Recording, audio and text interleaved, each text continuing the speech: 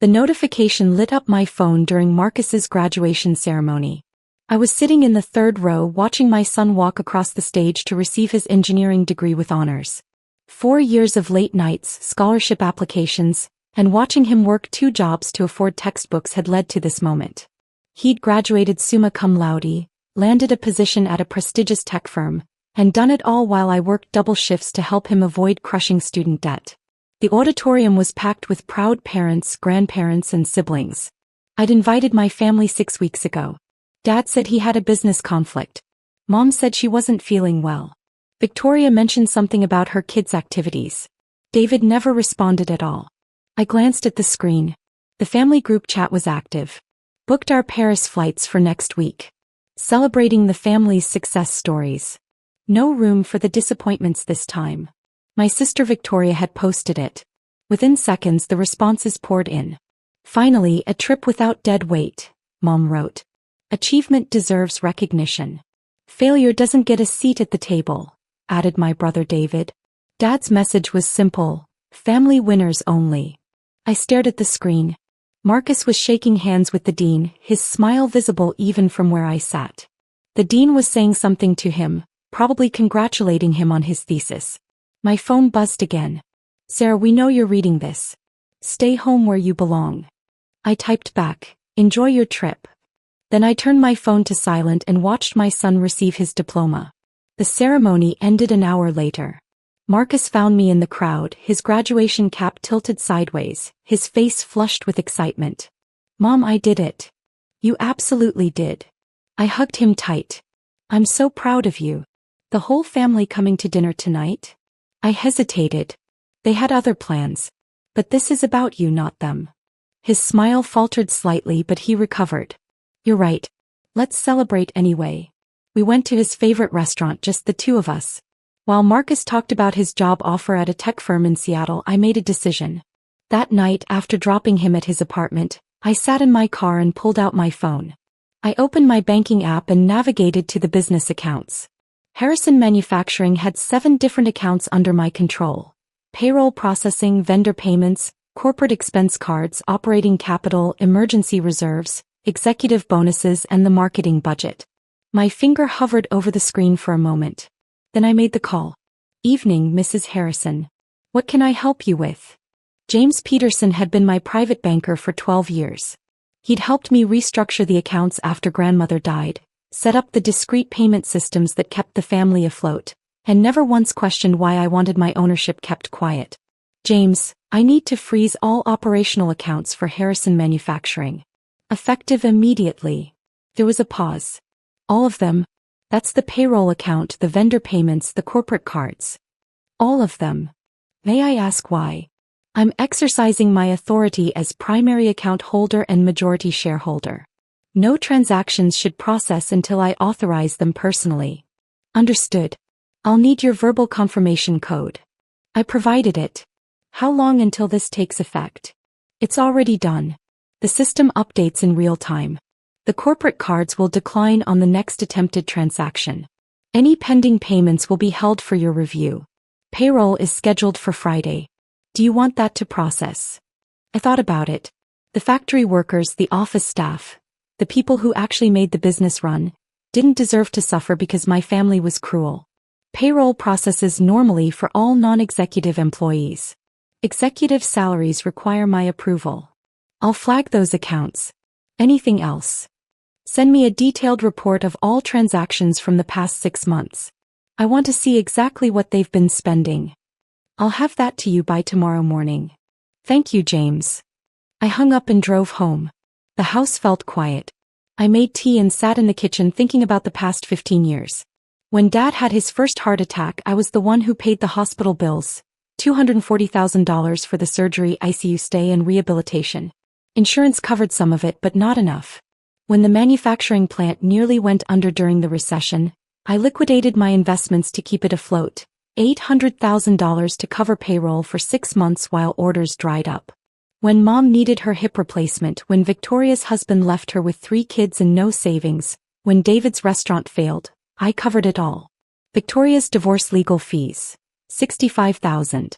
Her mortgage payments while she got back on her feet, 3 years at $4,000 per month. David's failed restaurant debts. $190,000. Mom's medical procedures over the years. Another $300,000 easily. They never asked where the money came from. They assumed Dad had it handled or that the business was doing better than it was. I never corrected them. I just kept the accounts current, kept the paychecks flowing, kept the lights on. The truth was simpler than they realized. When grandmother died, she left everything to me. Not the house or the jewelry, those went to Mom. She left me her shares in Harrison Manufacturing. 68% of the company that bore our family name. Grandmother had watched me carefully over the years. How I handled money, how I worked, how I treated people. She saw something in me that the rest of the family missed. The week before she died, she called me to her bedside. They take you for granted, she said. They always have. But you're the only one who understands what it means to build something. I'm giving you the power to protect yourself. Use it wisely. I never told anyone. I signed the documents, filed the paperwork, and quietly became the majority owner of the business that employed my father, brother, and sister. I became the person who controlled the bank accounts they all drew from.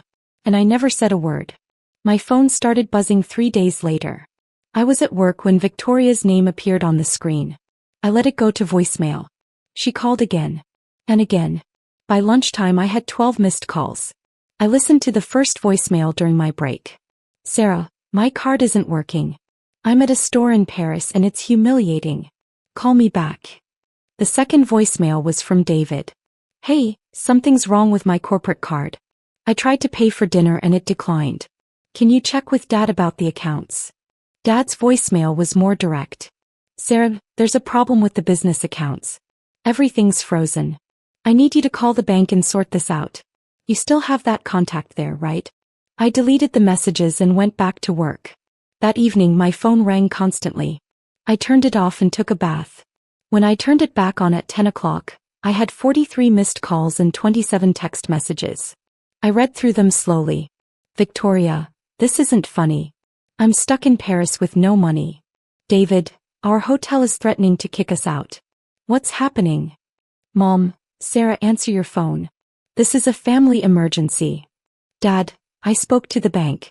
They said you froze the accounts. Call me immediately. I set the phone down and made myself dinner. The calls continued all week. I went to work, came home and lived my life. Marcus called to tell me about his first week at the new job. I congratulated him and asked about his apartment search in Seattle. Mom, are you okay? You sound different. I'm fine, sweetheart. Just tired. The family still giving you trouble? Nothing I can't handle. On day 9, Dad showed up at my house. I opened the door to find him standing on the porch, his face red, his hands shaking. We need to talk. Come in. He followed me to the living room but didn't sit down. What the hell are you doing? Do you have any idea what you've put us through? We've been stranded in Paris for over a week. We had to borrow money from Victoria's ex-husband just to change our flights home. The hotel nearly called the police.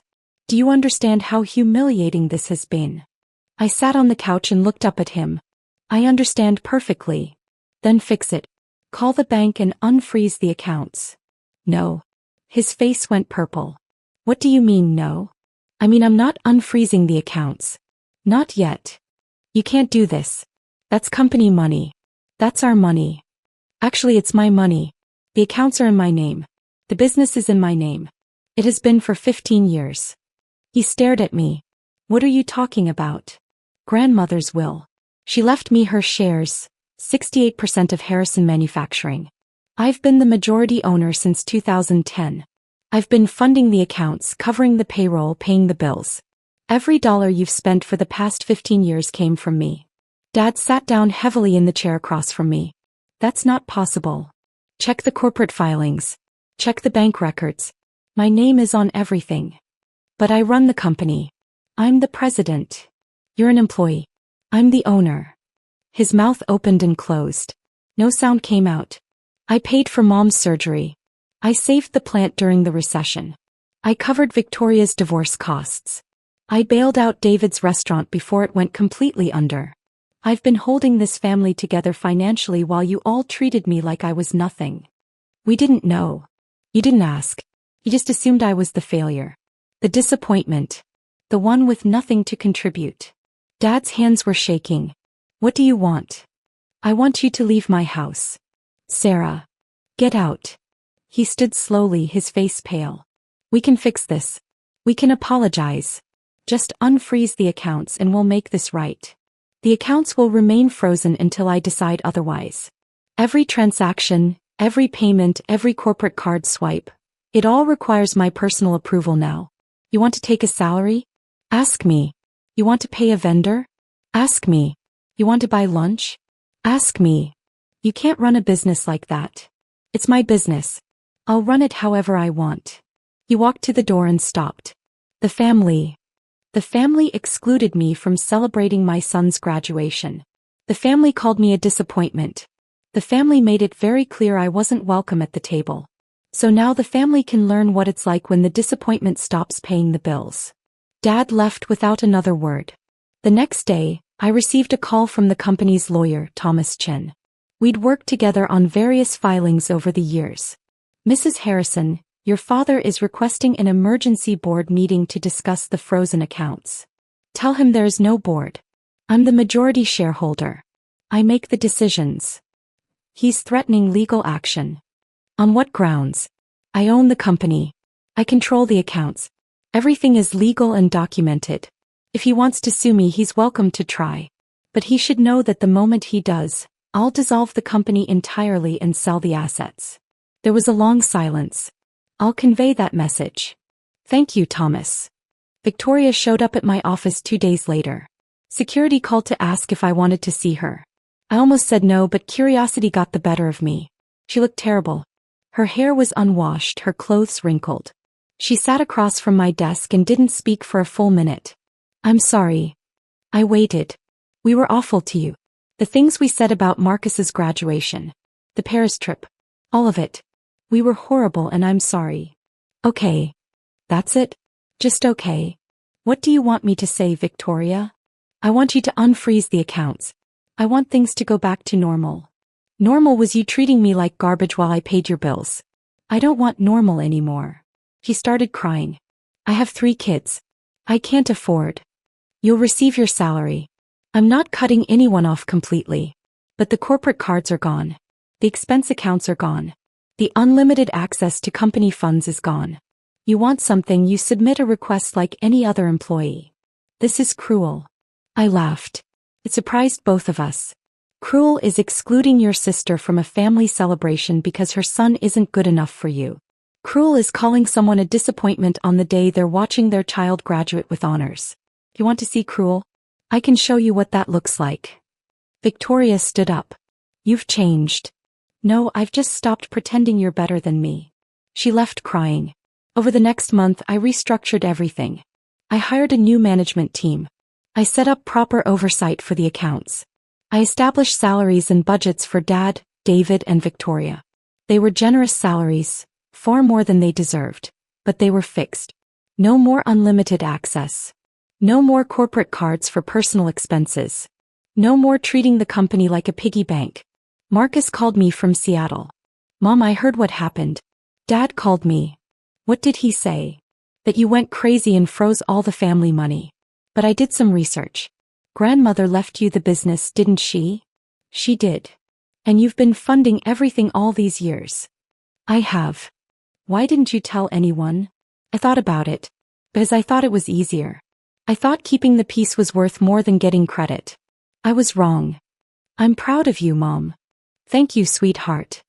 Are you going to forgive them? Eventually. But not yet. They need to understand that respect isn't optional. Family isn't an excuse to treat people badly. Good. The family still calls sometimes. Mom leaves voicemails asking when things will go back to normal. Dad sends emails about business decisions that need approval. Victoria texts about the kids and how hard everything is. I respond when I feel like it. I approve what makes sense. I've started saying no. Last week I booked a trip to Italy. Just me. 2 weeks in Tuscany, staying at small hotels, eating at local restaurants, seeing the art I've always wanted to see. I posted a picture from the plane. Celebrating life. No room for people who made me feel small. The family group chat was very quiet after that. I'm okay with quiet.